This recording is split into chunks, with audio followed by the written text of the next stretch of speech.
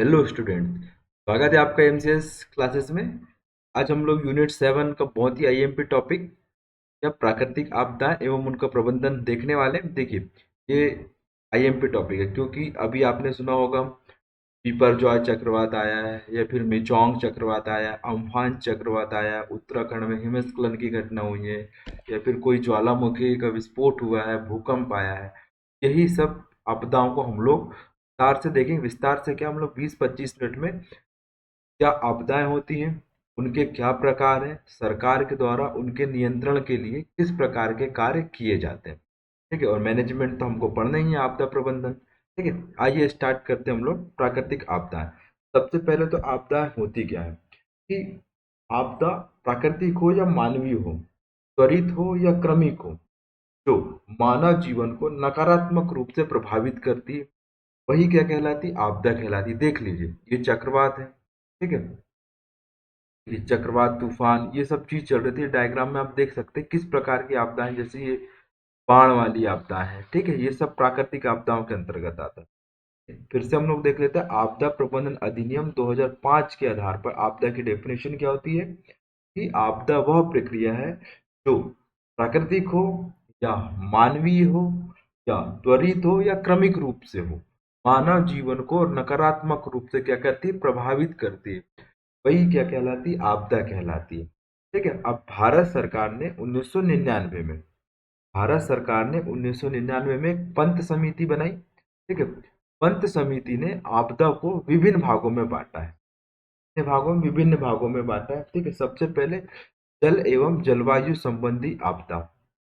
जल एवं जलवायु संबंधी आपदा, तो इसमें आप देख सकते हैं क्या, सुनामी। ठीक, इसके एग्जाम्पल हो जाएंगे चक्रवात। ठीक है, चक्रवात के पश्चात लू, सूखा, ठीक है, ओलावृष्टि, बादल फटने की घटना, ठीक है, हिमस्खलन, शीतलहर, ये सब किस श्रेणी में आते हैं, ये जल एवं जलवायु संबंधी आपदा की श्रेणी में आते हैं।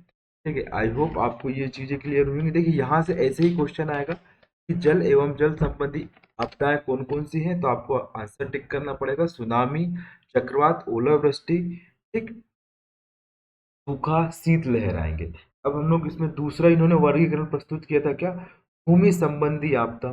ठीक है, जो लैंड रिलेटेड होता है उसे क्या क्या बोलते हैं, भूमि संबंधी। जैसे कि एग्जाम्पल हो जाए क्या, भूकंप, भूकंप के पश्चात ज्वालामुखी, ज्वालामुखी के पश्चात भूस्खलन। ठीक है, फिर क्या है, खदान में होने वाले विस्फोट, जिसको बोलते हैं क्या, एक्सप्लोसिव माइनिंग, माइन में एक्सप्लोसिव होना। ठीक है, बांध टूटना, ये क्या है, ये सब भू संबंधी आपदाएं हैं। इसके पश्चात तीसरा वर्गीकरण है एक्सीडेंटल इवेंट्स। ठीक है, दुर्घटना संबंधी आपदा। जैसे कि इसका एग्जाम्पल क्या हो जाएगा, जंगल में आग लगना, ठीक है, शहर में आग लगना, खदानों में पानी भर जाना, तेल का फैल जाना समुद्र में। ठीक है, बम विस्फोट, ये सब किस में आते हैं, दुर्घटना इवेंट्स में आते हैं, एक्सीडेंटल इवेंट्स में आते हैं। ठीक है, फिर इसके पश्चात उन्होंने क्या वर्गीकरण किया, चौथा प्रकार का जैविक आपदा है।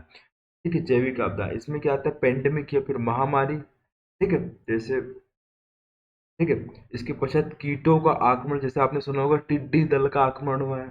ठीक है, और भारत में टिड्डी दल प्रशिक्षण केंद्र कहाँ पर बनाया गया, जयपुर में बनाया गया। ये फैक्ट आपको याद रखना है। टिड्डी दल प्रशिक्षण केंद्र कहाँ पर, जयपुर, राजस्थान में। ठीक है, कीटों का हमला, पशुओं में जो महामारी होती है, टाइप की महामारी। ठीक है, ये क्या हो जाएंगी, जैविक आपदा हो जाएगी। अब अंतिम इन्होंने वर्गीकरण किया है रासायनिक, औद्योगिक एवं परमाणु संबंधी आपदाएं।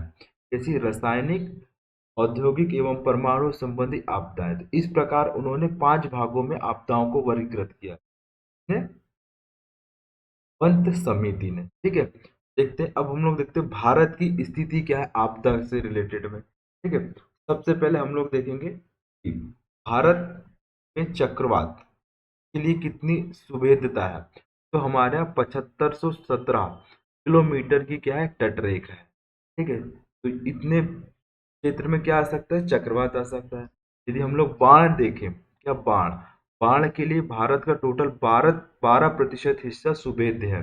ठीक है, इतने क्षेत्रों में क्या आ सकती है, बाढ़ आ सकती है। सूखा की हम लोग बात करें तो 56 से 60% तक के क्षेत्र क्या हो सकता है, सूखा ग्रसित हो सकता है। या मैं एक डेटा आपको दूं तो भारत के 77 जिलों में 77 डिस्ट्रिक्ट में 75 सेंटीमीटर से भी कम वर्षा होती है। कितनी? 75 सेंटीमीटर से भी कम वर्षा होती है। ठीक है। भूकंप की बात करें, ठीक है, भूकंप के लिए भी 50 से 55% क्षेत्र क्या है? प्रभावित है। ठीक है। जैसे कि आपने सुना होगा पश्चिमी रेंज पूरा का पूरा, ठीक है, पश्चिमी हिमालय से लेकर के पूर्वी हिमालय, यहाँ पे आपको भूकंप देखने को ही मिलते हैं। ठीक है। प्रायद्वीपीय पठार में आपको भ्रंश घाटियों में क्या भूकंप आते ही आते हैं। ठीक है। इस प्रकार क्या भारत क्या आपदा सुभेद वर्ग में आता है। ठीक है। मतलब आपदा की संभावना भारत में कितनी है, तो इस प्रकार ये आपको डेटा ये याद रखना है। ठीक है। अब हम लोग देखेंगे क्या कि सरकार के द्वारा, जैसे आप, मैं ये मान के चल रहा हूँ कि आपको सारी आपदाएं मालूम है। जैसे भूकंप, भूकंप क्या है? पृथ्वी की आंतरिक ऊर्जा के कारण सतह का क्या कंपन करना है, क्या कहलाता है? भूकंप कहलाता है। ठीक है। और भारत में भूकंप के कितने जोन है? पांच, चार जोन है। ठीक, कितने जोन है? चार जोन है। इन चार जोनों में भूकंप को नियंत्रित करने के लिए क्या क्या उपाय किए गए हैं? सबसे पहले तो लोग ने सिस्मोग्राफी स्टेशन लगाए हैं। ठीक है। तो इस प्रकार के आपको फैक्ट याद रखने हैं यहाँ पे, है ना। ये क्या हो गया? भूकंप। भूकंप के कितने जोन है हमारे यहाँ? पांच जोन है, चार जोन है। कितने? चार जोन है। जोन वन, ठीक है, ठीक है, जोन टू, ठीक है, zone one, zone zone two, zone three, zone four और जोन फाइव। ये क्या है? चार क्षेत्र हैं। इनकी तीव्रता देख सकते हैं हम लोग, 6, 7, 8, 9, इतनी तीव्रताएं हैं। ठीक है। अब सरकार के द्वारा भूकंप से निपटने के लिए क्या प्रयास किए गए हैं? सबसे पहले भारतीय मौसम विज्ञान संस्थान के द्वारा जो भी आंतरिक प्लेट है पृथ्वी की, उनकी गतियों को क्या किया जाता है? ट्रैक किया जाता है। ठीक है। इसके पश्चात आईआईटी रुड़की ने उत्तर भारत में भूकंप को नियंत्रित करने के लिए, उसको मॉनिटरिंग करने के लिए एक सेंटर लगाया आईआईटी रुड़की ने। आपको ये याद रखना है। ठीक है। महाराष्ट्र के कोयना में, महाराष्ट्र के कोयना में मतलब पृथ्वी की धरातल पे एक खुदाई की जा रही है, जिससे भूकंपी गतिविधियों को क्या किया जा सके? निगरानी रखी जा सके। फिर क्या है? बार्क ने, बार्क ने क्या दिल्ली, ट्राम्बे, कर्नाटक में क्या मॉनिटरिंग सेंटर स्थापित किए हैं। ठीक है। राष्ट्रीय भूकंप जोखिम समन योजना, राष्ट्रीय भूकंप जोखिम समन योजना लिख लीजिए आप। राष्ट्रीय भूकंप जोखिम समन योजना, ये आईएमपी किसको? भूकंप से रिलेटेड एक योजना है। ठीक है। ये क्या करेगी? ये भूकंप से संबंधित निगरानी का कार्य करेगी। ठीक है। तो ये हो गया। अब देखिए भूकंप से बचने के लिए कुछ लोकल या स्थानीय चीजों का भी निर्माण किया जाता है। जैसे गुजरात में भोंगा, पूछ सकते हैं प्रीलिम्स में, है ना, कि भोंगा किससे रिलेटेड है। तो गुजरात के भोंगा में भूकंप से बचने के लिए क्या एक नई प्रणाली अपनाई गई है। ठीक है। फिर बात कर सकते हैं फिर क्या, जम्मू कश्मीर की धज्जी दीवार है। ठीक है। ये भी क्या भूकंप निरोधी अवसंरचना है, क्या जम्मू कश्मीर की धज्जी दीवार है। साथ ही असम का बांस से निर्मित एकरा, एकरा निर्माण। ठीक है। असम का क्या? एकरा निर्माण। ये क्या हो गया? ये भूकंप से या भूकंप के न्यूनीकरण के लिए स्थानीय लोगों द्वारा अपनाई जाने वाली प्रक्रिया। इसके पश्चात देखेंगे हम लोग चक्रवात।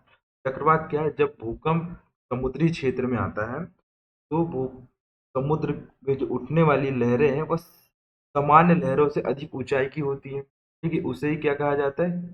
सॉरी, वो सुनामी बता दिया मैंने। चक्रवात देखते हैं हम लोग। चक्रवात क्या है? निम्न वायु दाब के क्षेत्र होते हैं। ठीक है। सॉरी, माफ करिएगा, मैं फ्लो फ्लो में कहीं और चला गया था। ठीक है। चक्रवात क्या है? निम्न वायु दाब के क्षेत्र होते हैं। ये कितने प्रकार के होते हैं? दो प्रकार के होते हैं। कौन कौन से? उष्ण कटिबंधीय चक्रवात और शीतोष्ण कटिबंधीय चक्रवात। कौन से? उष्ण कटिबंधीय चक्रवात यानी कि 30 डिग्री या 30 डिग्री अक्षांश के आसपास आएंगे, और 40 से 50 डिग्री अक्षांश के पास कौन से आएंगे? शीतोष्ण कटिबंधीय चक्रवात आएंगे। सर्वाधिक विनाशकारी चक्रवात कौन से होते हैं? उष्ण कटिबंधीय चक्रवात होते हैं, जो केवल कहाँ पर इनकी उत्पत्ति होती है? महासागर में इनकी उत्पत्ति होती है। ठीक है। और शीतोष्ण कटिबंधीय चक्रवात अपेक्षाकृत कम विनाशकारी होते हैं, और ये कहाँ? महासागर एवं महाद्वीप दोनों क्षेत्रों में उत्पन्न होते हैं। कौन से? ये वाले चक्रवात। ठीक है। उनसे शीतोष्ण चक्रवात। ठीक है फ्रेंड, आई होप आपको यहाँ तक की चीजें होंगी। अब देखते हैं भारत सरकार के द्वारा के प्रबंधन के लिए क्या कार्य किए गए हैं। के द्वारा भारत सरकार द्वारा चक्रवात के प्रबंधन के लिए, ठीक है, सबसे पहले तो चक्रवाती तो हम लोग ने चेतावनी केंद्र लगाए हैं, ठीक है। कहाँ पे लगा है? चक्रवात जैसी भी हमको चक्रवात की जानकारी चाहिए तो एक राष्ट्रीय है समुद्री सूचना केंद्र का हैदराबाद में स्थापित किया गया, ठीक है। इन सब केंद्रों के माध्यम से हम लोग आपदा से संबंधित सारी गतिविधियों को मॉनिटरिंग करने का काम करते हैं। ठीक है स्टूडेंट, आई होप ये चीजें आपको क्लियर हुई होगी। इसके पश्चात देखेंगे हम लोग सूखा। सूखा के पूर्व देख लेते हैं हम लोग सुनामी। क्या सुनामी? सुनामी, ठीक है। सुनामी क्या है कि जब समुद्र कहाँ पे आते हैं? जब समुद्र में भूकंप आते हैं तो भूकंपी प्रक्रिया के कारण जो लहरें होती है सामान्य प्रक्रिया से या सामान्य लहरों से उनकी अ, जो गति होती है वो अधिक होती है, ठीक है। यानी कि सामान्य लहरें नहीं उठती हैं, अधिक तीव्रता या गतिशीलता की लहरें उत्पन्न होती है, जिसके कारण समुद्र में जल का बहाव अत्यधिक तीव्र हो जाता है एवं सारी गतिविधियां कैसी हो जाती है? शून्य हो जाती है। शून्य तो नहीं होगी लेकिन गतिविधियां प्रभावित होती है। इसे क्या बोलते हैं हम लोग? सुनामी बोलते हैं, ठीक है। अब सुनामी सुनामी के लिए आपने सुना होगा डॉट मिशन चलता है, DORT, ठीक है। डॉट तो आपको ये याद रखना है, ठीक है। सुनामी, सुनामी कौन सा शब्द है? जापानी शब्द है। ये कैसा शब्द है? जापानी शब्द है, ठीक है। ये हो गया सुनामी। अब सुनामी के पश्चात देखते हैं हम लोग सूखा। क्या है? किसी भौगोलिक क्षेत्र में वास्तविक वर्षा सामान्य से 75% कम हो रही है तो उसे उस क्षेत्र को क्या घोषित किया जाता है? सूखा प्रवण क्षेत्र घोषित किया जाता है। किसके द्वारा? सरकार के द्वारा, ठीक है। तो भारत के कितने जिले? 77 जिलों में 75 सेंटीमीटर से कम की वर्षा होती है। ये आपको एक फैक्ट याद रखना है, ठीक है। अब सूखे को कंट्रोल करने के लिए, तो सूखे को नियंत्रित करने के लिए क्या क्या कार्य किए जा रहे हैं, ठीक है, वो देख लेंगे हम लोग। सबसे पहले सूखा प्रवण क्षेत्र कार्यक्रम चला है, ठीक। कब? पांचवी पंचवर्षीय योजना में मरुस्थलीय क्षेत्र विकास कार्यक्रम चला हुआ है, ठीक है। कब? ये भी पांचवी पंचवर्षीय योजना में चला है, ठीक है। तो ये सब क्या है? सूखा को नियंत्रित करने के लिए सरकार के द्वारा किए गए कार्य हैं, ठीक है। इसके पूर्व हम लोग ने देखा था क्या? सुनामी। अब सुनामी को नियंत्रित करने के लिए सरकार द्वारा राष्ट्रीय समुद्री सूचना केंद्र कहाँ पर? हैदराबाद में स्थापित किया। कब? 2005 में, ठीक है। जो हिंद महासागर के 14 देशों के साथ अपनी सूचना को क्या करता है? शेयर करता है। साथ ही देख लीजिए नौसेना के द्वारा बेथीमेट्री एक प्रणाली अपनाई गई है, ठीक है। जल में जो भी गतिविधियां हो रही है उसको नियंत्रित करने के लिए या फिर उसकी गतिविधियों की जानकारी को एकत्रित करने के लिए। फिर फिर क्या है? पार्टी पुडुचेरी में क्या है? पुडुचेरी में सेंटर स्थापित, ये स्टेशन स्थापित किए गए हैं जो समुद्री लहरों को क्या करता है? समुद्री लहरों की निगरानी करता है, ठीक है। पोर्ट ब्लेयर, मिनीकॉय, शिलोंग में भी चेतावनी सेंटर स्थापित किए गए, ठीक है। किससे? ये हो गया क्या हमारा? सुनामी। अब सुनामी के पश्चात हम लोग ने सूखा देख लिया। सूखा का आपको डेटा भी याद कर लिया आपने, ठीक है। सूखे कई प्रकार के होते हैं। सबसे पहले मौसमी सूखा, ठीक है। कृषिगत सूखा, सामान्य सूखा, सामाजिक आर्थिक सूखा, पारिस्थितिकी सूखा और जलीय सूखा, ये चार पांच प्रकार है। तो ये आपको याद रखने हैं, ठीक है। सूखा के लिए कितने जोन बांटे गए? सूखा के भी चार जोन है, ठीक है। भारत में कितने जोन है? चार जोन है। जोन वन अत्यधिक सूखा, ठीक है, पश्चिमी राजस्थान और कच्छ केरल में आते हैं। जोन टू गंभीर सूखा, यहाँ राजस्थान वाले क्षेत्र में और पश्चिमी मालवा में, ठीक है। जोन तीन, यहाँ सामान्य सूखा रहता है गुजरात महाराष्ट्र वाले क्षेत्र में, हरियाणा कोंकण में। और जोन पाँच, जोन फोर क्या है? सूखा रहित क्षेत्र है। क्या है? सूखा रहित क्षेत्र है। तो ये हो गया क्या? सूखा। अब सूखा के पश्चात हम लोग देखेंगे क्या? ये ड्रॉट, जिस फ्लड। अब देखेंगे क्या? फ्लड। फ्लड यानी कि बाढ़।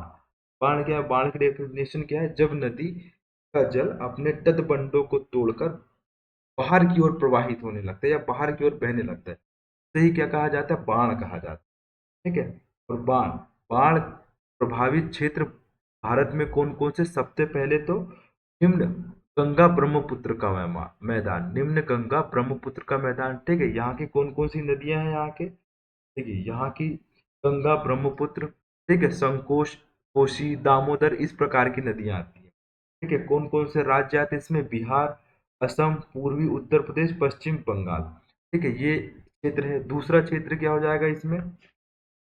प्रायद्वीपी नदियां, ठीक है। प्रायद्वीपी नदियों में क्या हो जाएगा? कृष्णा, गोदावरी, कावेरी नदी, ठीक है, ये क्षेत्र है। ठीक है, फिर तीसरा क्षेत्र हो जाता है इसमें उत्तर पश्चिमी क्षेत्र, जिसमें सिंधु, सतलज, ठीक है, सिंधु, सतलज, चिनाब, झेलम, इन सब नदियों में क्या आती है, बाढ़ आती है। अब देखिए सरकार के द्वारा क्या प्रयास किए गए। सबसे पहले तो त्रिआयामी बाढ़ नियंत्रण प्रयास, सरकार के द्वारा त्रिआयामी बाढ़ नियंत्रण प्रयास कब किया गया था, 1954 में किया गया था। इसके अंदर क्या था कि बाढ़ को नियंत्रित करने के लिए त्वरित, अल्पकालिक एवं दीर्घकालीन प्रक्रिया अपनाई गई थी। कौन सी? त्वरित, अल्पकालीन, दीर्घकालीन प्रक्रिया अपनाई। ठीक है, साथ ही क्या किया गया था 1976 में, कब, 1976 में बाढ़ नियंत्रण एक कार्यक्रम चलाया गया था। ठीक है, बाढ़ नियंत्रण आयोग बना था, कब, 1976 में। ठीक है, तो आपको ये याद रखना है बाढ़ के लिए कब बना था, 1976 में। ये आपको याद रखना है, बहुत ही आईएमपी है, पूछ सकते हैं वो लोग फैक्ट में। कब बना था, तो 1976 में बना था, राष्ट्रीय बाढ़ आयोग जिसको हम लोग बोलते हैं। ठीक है, तो ये एक फैक्ट हो गया।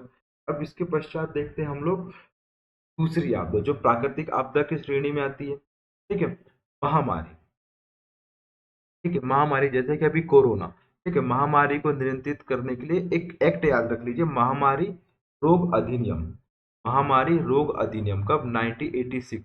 इसी के माध्यम से ही किसी भी जो महामारी होती है, पेंडेमिक होती है, उसको घोषित किया जाता है। ठीक है, जैसे डब्ल्यूएचओ ने घोषित किया था कोरोना एक क्या है, वैश्विक महामारी। उसके पश्चात भारत ने भी उसे आपदा के रूप में देखा था, गॉड ऑफ एक्ट। ठीक है, आपने कई बार सुना होगा वित्त मंत्री निर्मला सीतारमण जी के मुख से कि गॉड ऑफ एक्ट के कारण हमारी जीडीपी थोड़ी सी कम हुई थी। ठीक है, ये आपको टर्म याद रखनी है। ठीक है, आई होप स्टूडेंट आपको यहाँ तक की चीजें क्लियर हुई होंगी। अब देखेंगे आपदा प्रबंधन। ठीक है, क्या आपदा प्रबंधन, आपदा प्रबंधन क्या है, आपदा के पूर्व, आपदा के दौरान और आपदा के पश्चात आपदा के न्यूनीकरण के लिए जो संयुक्त प्रक्रिया अपनाई जाती है उसे क्या कहा जाता है, आपदा प्रबंधन कहा जाता है। और आपदा प्रबंधन के लिए भारत सरकार के द्वारा 2005 में आपदा प्रबंधन अधिनियम लाया गया था, इसे 2006 में लागू किया गया था। ठीक है, अब देखते हैं आपदा प्रबंधन में कौन कौन सी प्रक्रियाएं अपनाई जाती है। देखिए सबसे पहले तो केंद्र स्तर पर दो चीजें काम करेंगी। ठीक है, आपको बता दे रहा हूँ क्या क्या रहेगा केंद्र स्तर पर, राष्ट्रीय आपदा प्रबंधन प्राधिकरण। राष्ट्रीय आपदा प्रबंधन प्राधिकरण, इसके हेड कौन होंगे, सेंट्रल लेवल पे कौन होंगे, प्राइम मिनिस्टर होंगे। कौन होंगे, प्राइम मिनिस्टर होंगे। ठीक है, अब वहीं राज्य में कौन होंगे यहाँ पे। ठीक है, सेंट्रल की बात कर लेते हैं पहले, तो सेंट्रल में और एक एजेंसी होगी, राष्ट्रीय आपदा प्रबंधन संस्थान। राष्ट्रीय आपदा प्रबंधन संस्थान, इसके हेड कौन होते हैं, गृह मंत्री। ठीक है, और राष्ट्रीय आपदा कार्य समिति, राष्ट्रीय आपदा कार्य समिति के हेड को होते हैं गृह मंत्रालय के सचिव होते हैं। कौन होते हैं, गृह मंत्रालय के सचिव होते हैं। ये क्या हो गए, केंद्रीय संस्था हो गई जो आपदा प्रबंधन को नियंत्रित का कार्य करती है। यदि हम लोग राज्य स्तर में बात करेंगे तो राज्य आपदा प्रबंधन प्राधिकरण, राज्य आपदा प्रबंधन प्राधिकरण, इसके हेड कौन होते हैं, मुख्यमंत्री होते हैं। कौन होते हैं, मुख्यमंत्री होते हैं। और राज्य राज्य स्तर की जो कार्य समिति बनती है आपदा को नियंत्रित करने के लिए, कौन बनते हैं, राज्य गृह सचिव। राज्य गृह सचिव इसकी अध्यक्षता करता है।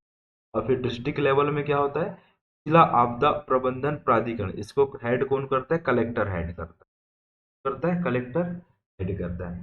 ठीक है स्टूडेंट, आई होप आपको ये चीजें क्या हुई होगी, याद हुई होगी। देखिए फिर आप राष्ट्रीय आपदा प्रबंधन नीति भी लाई गई।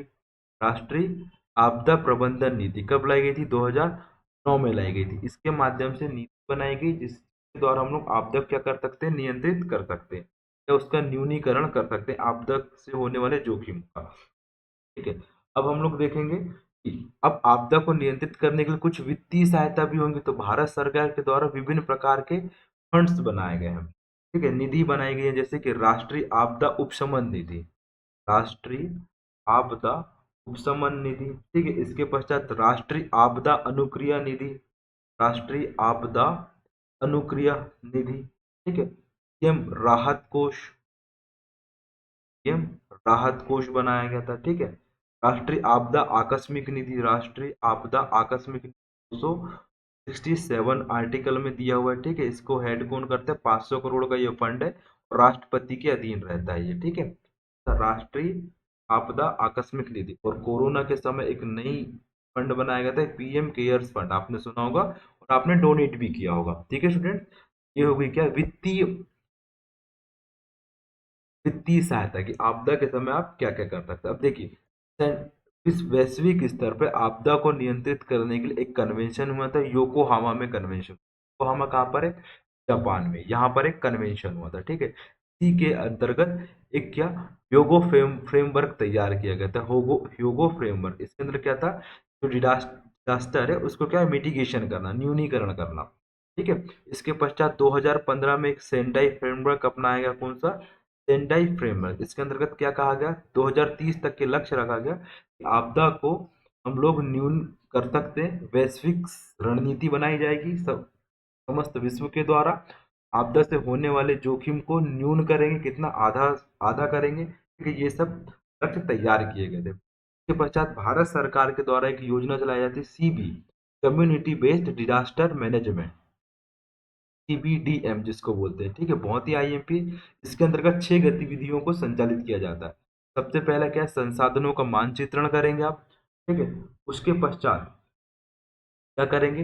राहत एवं राहत एवं पुनर्वास कार्रवाई करेंगे। इसके पश्चात क्या करेंगे? निरोधक एवं प्रशासनिक उपाय करेंगे, ठीक है। निरोधक प्रशासनिक उपाय के पश्चात आप वैकल्पिक संचार की प्रणाली अपनाएंगे। ये 6 प्रक्रियाएं होती है, ठीक है। सबसे पहले क्या? संसाधनों का मानचित्रण, राहत एवं पुनर्वास कार्य, फिर क्या? निरोध एवं प्रशासनिक कार्रवाई, वैकल्पिक संचार के साधन, सुरक्षित निर्माण, फिर क्या है? सुरक्षित निर्माण, और इसके पश्चात क्या है? जीवन रक्षा हेतु उपाय। जीवन रक्षा हेतु उपाय, इतने कार्य किए जाते हैं किसके अंतर्गत? सामुदायिक कम्युनिटी बेस्ड डिजास्टर मैनेजमेंट।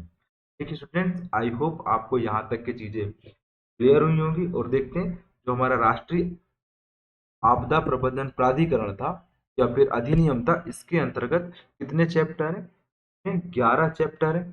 लिख लीजिए, 11 चैप्टर है और 79 धाराएं हैं।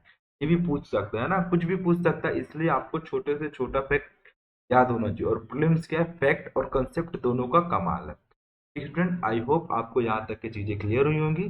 Thank you for watching MCS classes, और हमारे यूट्यूब चैनल को फॉलो करने के लिए आप सब्सक्राइब कर सकते हैं और हमारे टेलीग्राम चैनल को आप ज्वाइन कर सकते हैं। Thank you for